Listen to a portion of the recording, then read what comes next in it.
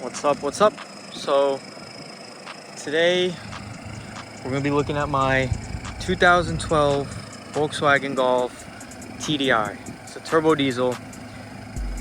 Just gonna literally do a very quick walk around because I'm in the middle of the road right now. At the end of this video I'll have exhaust clips. So obviously the car is tuned and deleted. Stage 2, I went with MR tuning and the flow direct downpipe. Car's on coilovers. Raceland coilovers. Everyone hates on them, knocks them for being cheap. I've put about 6,000 miles on them and they're perfect. Great for daily driving. This is not max low. Max low is literally on the ground. It's way too low. I do have it set pretty stiff, probably about 3/4 of the way stiff, and it rides like a dream. Rides just like my friends' cars on BC coilovers and all that stuff. So I think it's definitely good value. I guess I'll start at the rear and make my way towards the front. So I obviously have a dual exit. The dual exit, I got it custom made with a Y pipe, and then I put the GTI valence on it, and then I put a just a GTI diffuser off eBay. I don't know. I think doing the dual tips made the car sound a little more deep. I don't know how that would make sense. Maybe like the back pressure because the Y pipe, but it made it sound a little deeper, throatier, I guess, angrier. Then I have the tail lights tinted. No, not a perfect job. You see a little bit of lines there, line up there, but not bad for about a 10-minute install. Blacked out badges. I have the rear wiper delete. This used to be black, turned bronze goldish with the sun. This is an OEM wing, which is literally falling off. I have it held on with silicone glue. And actually under there's JB weld. So it shouldn't fall off. I mean, it's on there pretty good, but it sucks because I guess after 12 years, the plastic started to warp and lift up on one end, lift up on the other end a little bit. You know, these cars, clear coat, damage. The wheels, this one doesn't have the center cap, but they are OZ wheels. They're real OZ wheels. I got them for a steal on Marketplace. They've been great. I can literally curl them. They probably weigh 20 pounds each with tires. I mean, it's very cheap, or very light. I still have the mud flaps, the OEM mud flaps on there, but I don't have them on the front because I'm running this side skirt that's made for a 4-door Golf, and I have cut it. I'll show you in a second, but it's off eBay. It was like $100 for the pair. So I cut it right here, right where like the door stops, kind of, because this piece is supposed to tuck under the passenger door or the rear doors, but obviously this car doesn't have that, so I had to cut this. I had to cut all this, and it's actually being, so normally it would get held down, so but it wouldn't sitting flush, so I had to I put a screw right there, painted it red.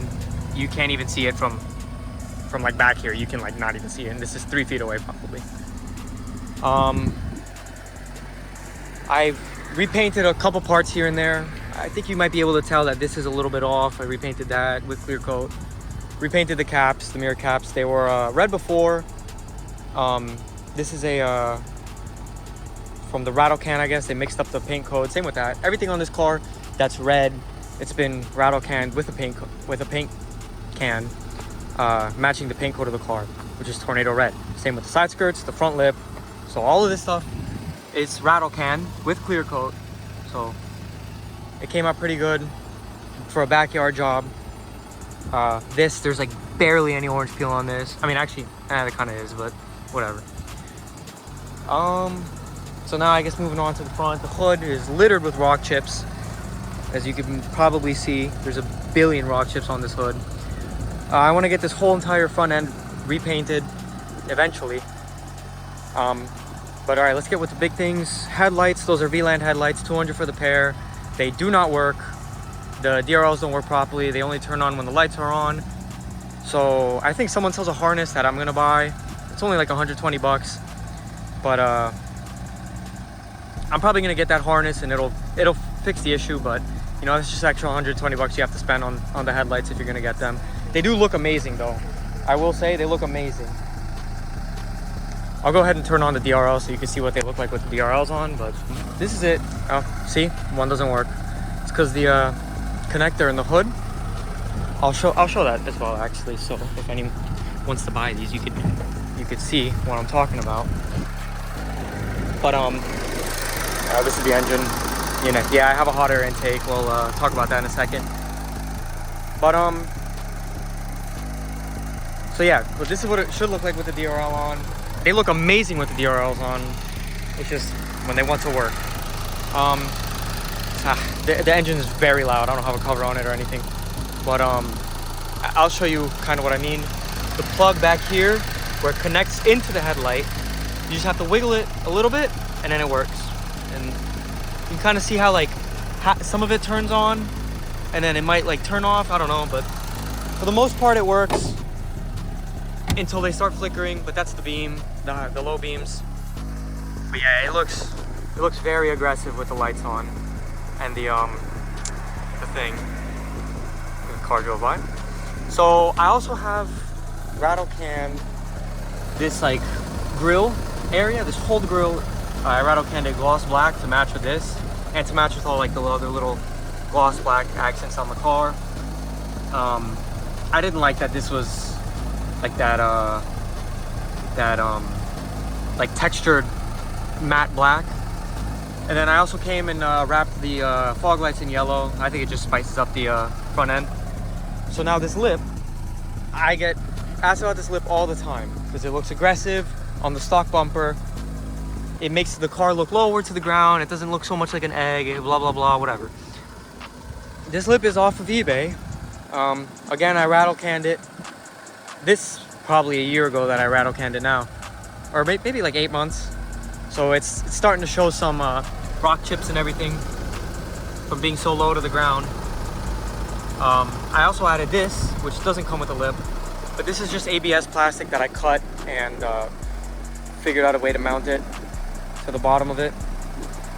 But yeah, it just kind of gives the lip or the front bumper like a fuller look. It just stock, it feels like something's missing, and I don't know like why they did that. I don't know why they didn't just put the GTI bumpers on these, but whatever. I know they came on them in Europe. Oh yeah, I also painted the brakes yellow. Those are fading, but they're still yellow for now, which is good. I believe that's it for the outside. So now I'm moving on to the engine, which is where the fun stuff happens. It's kind of loud, so I'm taking a step back here, but I'll zoom in a minute so you guys can see what exactly I've done and everything. But it's on a stage 2 tune, MR tuning, flow direct downpipe, which I said already. You know, I have the hot air intake, which makes it sound crazy. Like the blow off sound it has is crazy. You'll hear that after. But apart from that, it's pretty much, you know, just a stock engine. There's not really much to do to these unless you're gonna, you know, get upgraded internals and bigger turbo. Try to get the CR170 turbo in here sooner than later. That's my goal. Hopefully by like Christmas time I'll be able to get myself that and install it. So I've also done the timing belt, the fuel filter changes have been done, oil changes have been done, everything. So I don't know if you can see down there, zoom in. It's the spool-in touch delay valve delete with the stainless line. That was a 15-minute install, completely changed the way the clutch felt for the better, and I definitely recommend it to anybody that wants to have a better feeling clutch on their Mark 6 Golfs, or I think the 7 Golfs as well that have this stuff.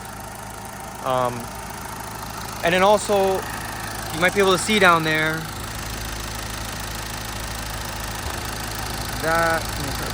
that right there is the Diesel Geek short shifter.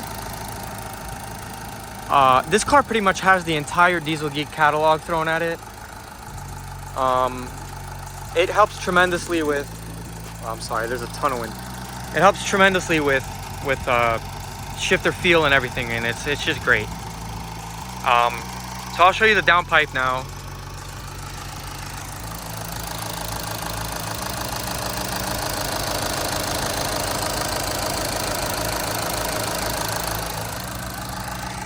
The welds are very nice. Everything is super clean. I'm very happy with it. I've had it deleted for a year now. It's been a year since I've had this car deleted. And I daily this car. I'm a college student, so I'm driving everywhere. It's treated me phenomenally. Cars, I always, every time I fill up, at least I try every time I fill up, to put the fuel additive. I use Diesel Clean. I get it at Walmart for 20 bucks for a pretty big hefty bottle of it. And that's what I use. I put just enough. I don't really follow what's there on the back. I just kind of dump some in, call it a day. Lasts a long time though, that bottle.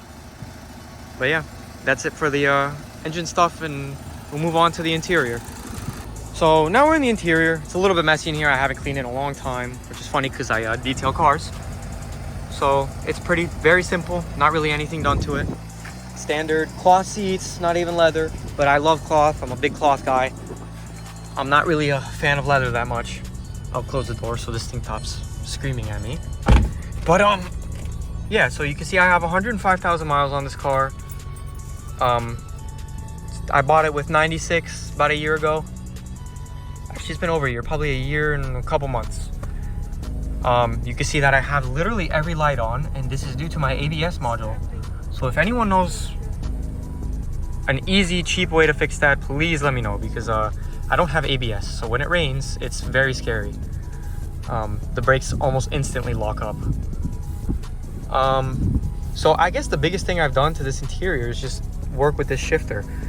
This is a new shifter boot with the red stitching. This is off Amazon, this little ball. It's weighted. I think it's a third of a pound. And it would be kind of hard to show you guys, but underneath this is where the shifter shaft is. And I cut that 1 3/4 inches, or almost 2 inches. About the size of my thumb, actually. So I cut like that much off. And it just made the throw and the position much more comfortable, because if you could see here, I grab it here and I'm parallel with the armrest. So it's just very easy to grab it up here versus like where it was up here. It also makes the throw of the shifts very short.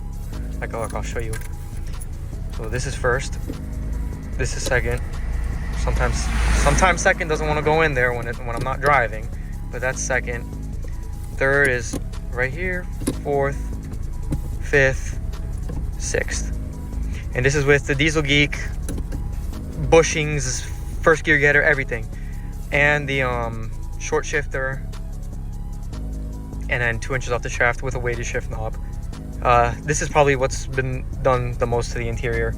Apart from that, I've just wrapped these in carbon fiber wrap, these in carbon fiber wrap. Nothing crazy.